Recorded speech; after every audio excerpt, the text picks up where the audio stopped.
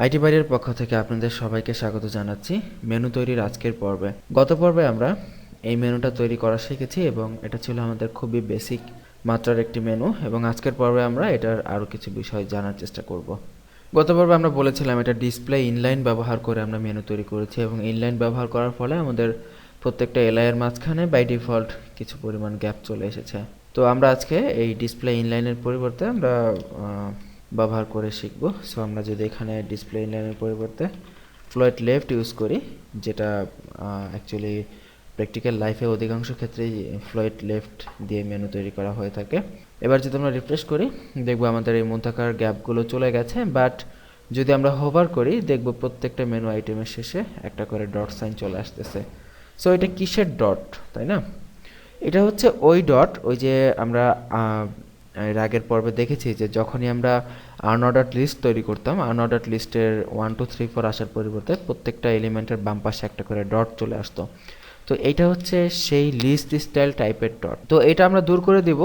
এখানে আমরা মেনুকে আমরা দিব লিস্ট স্টাইল টাইপ দিয়ে আমরা এখানে নান করে দিব। যদি নান করে দেই এবং রিফ্রেশ করি পেজটা F5 দিয়ে, দেখব যে সেই ডটগুলো চলে গেছে, মানে লিস্ট স্টাইল টাইপ এখন নান।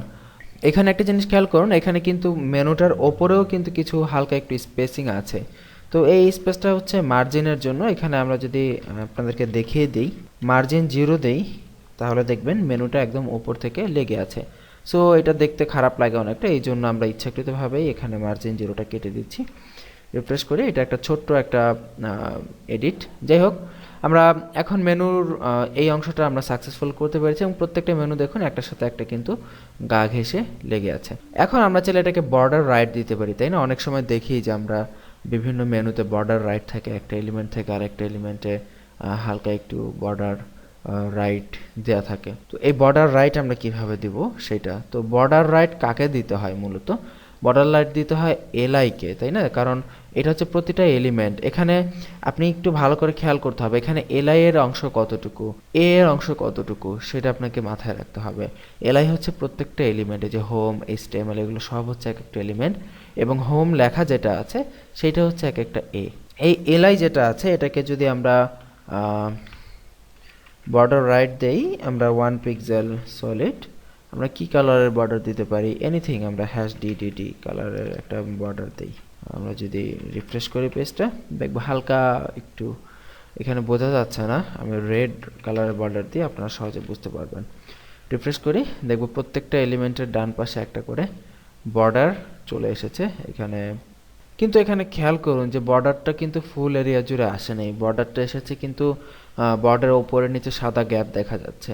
তো এই জিনিসটা হচ্ছে কারণ আমরা LIA যেটা আছে সেটাকে আমাদের ডিসপ্লে ব্লক করে দিতে হবে। এটা ডিসপ্লে যদি ব্লক করি, এবার যদি আমরা রিফ্রেশ করি, দেখব যে আমাদের প্রত্যেকটা এলিমেন্টের ডান পাশে সমানভাবে বর্ডার রাইট লাল রঙের একটি বর্ডার চলে এসেছে।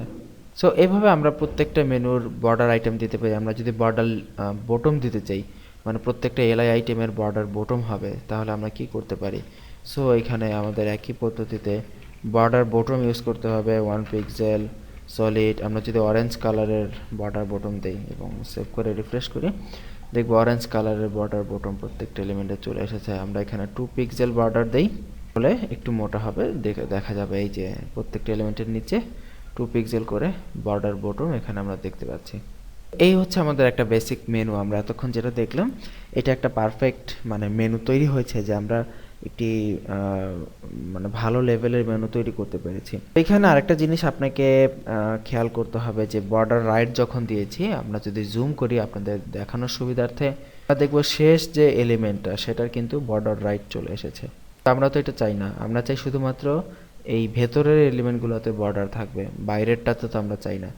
সো এই যে লাস্টের যে এলিমেন্টটা, লাস্টের এলিমেন্টের যে বর্ডার রাইট এখানে লাল রঙটা চলে আসলো, এটা আমরা কিভাবে দূর করতে পারি? এটা দূর করার জন্য just menu LI hover last child, এটা হচ্ছে একটি নতুন CSS প্রপার্টি। আপনারা আগে এটা দেখেননি আমাদের টিউটোরিয়ালে। লাস্ট চাইল্ড, এটার কাজ হচ্ছে এটা শুধুমাত্র লাস্ট চাইল্ড যেটা আছে, দ্যাট মিনস এখানে লাস্ট চাইল্ড কোনটা, জাভাস্ক্রিপ্ট হচ্ছে লাস্ট চাইল্ড। সো এই লাস্ট চাইল্ডকেই শুধুমাত্র সে সিলেক্ট করবে। লাস্ট চাইল্ডের আমরা কি দিব? বর্ডার রাইট নান দেই, তাহলে লাস্ট চাইল্ডের এই বর্ডার রাইট লালটা চলে যাবে। যদি রিফ্রেশ করি দেখুন যে সবার শেষের এলিমেন্টটার বর্ডার রাইট কিন্তু চলে গেছে। সো আমরা আবার জুম আউট করে দিচ্ছি, আগের পর্যায়ে ফিরে যাচ্ছি। এই হচ্ছে বেসিক মেনু এবং এটাই মূলত পারফেক্ট মেনু, কারণ অধিকাংশ ওয়েবসাইটে মেনুর মধ্যে এরকম ফাঁকা জায়গা থাকে না। আমরা লেফট দিয়ে ফাঁকা জায়গাগুলো দূর করে দিয়ে আমরা আমাদের ইচ্ছা মতো আমাদের মতো ডিজাইনিং করে ফেলবো। আগামী পর্বে আমরা একটু সুন্দর কালারফুল মেনু তৈরি করার চেষ্টা করব, একটু সবুজ রঙের মেনু দেওয়ার চেষ্টা করব এবং লেফট বর্ডার রাইট এবং কিছু বেসিক রুলস রেগুলেশন ইউজ করে মেনু তৈরি করব এবং এরপরে আমরা ড্রপ ডাউন মেনু কীভাবে তৈরি করতে হয় এবং মাল্টি ড্রপ ডাউন মেনু কীভাবে তৈরি করতে হয় সেগুলো দেখব। সেই পর্বগুলোর আমন্ত্রণ জানিয়ে এখানেই বিদায় নিচ্ছি। ভালো থাকবেন সবাই, আল্লাহ হাফিজ।